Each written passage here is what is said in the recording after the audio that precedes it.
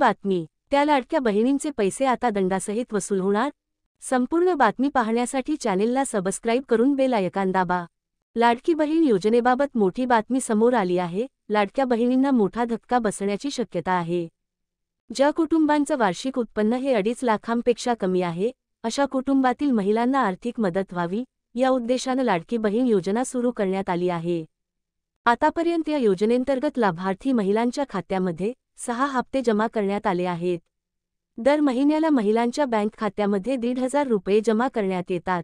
आमचं सरकार पुन्हा आलं तर आम्ही महिलांच्या खात्यामध्ये 2,100 रुपये जमा करू, अशी घोषणा महायुतीकडून करण्यात आली होती। आता पुन्हा एकदा राज्यात महायुतीचं सरकार आलं आहे, त्यामुळे 2,100 रुपये कधीपासून जमा होणार याकडे संपूर्ण राज्याचं लक्ष लागलं आहे। मात्र त्याच्यापूर्वी एक मोठी बातमी समोर आली आहे। ज्या महिला योजनेच्या निकषात बसत नाही, त्यांची जर तक्रार आली तर त्यांच्या अर्जाची पुन्हा पडताळणी होणार, असं याआधीच मंत्री आदिती तटकरे यांनी स्पष्ट केलं आहे। ज्यामध्ये त्यांनी असं सांगितलं की ज्या महिलांचं उत्पन्न हे 2.5 लाखांपेक्षा जास्त आहे, ज्या महिलांकडे 4 चाकी गाडी आहे, ज्या महिलांचं आधार कार्डला वेगळं नाव आणि बँकेच्या खात्यात वेगळं नाव आहे, अशा महिलांबाबत तक्रार आली तर त्यांच्या अर्जाची पुन्हा पडताळणी करण्यात येईल। मात्र जी.आर.मध्ये कोणताही बदल करण्यात आलेला नाही। परंतु आज राष्ट्रवादीचे नेते छगन भुजबळ यांनी लाडकी बहीण योजनेवर दिलेल्या प्रतिक्रियेनंतर ज्या महिला या योजनेच्या लाभासाठी पात्र नाही, अशा महिलांकडून दंडासहित पैसे वसूल केले जाणार का, असा प्रश्न निर्माण झाला आहे।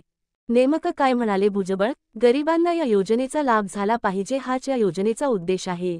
मात्र हेही खरं आहे, या योजनेचे काही नियम आहेत, ज्यामध्ये एका घरात 2 महिलांना पैसे देता येत नाहीत। मोटार गाडी असेल तर त्यांना पैसे देता येणार नाहीत। गरिबांना त्याचा लाभ झाला पाहिजे, हा या योजनेचा उद्देश आहे। ज्या महिला नियमात बसत नाहीत, त्यांनी स्वतःहून आपली नावे काढली पाहिजेत।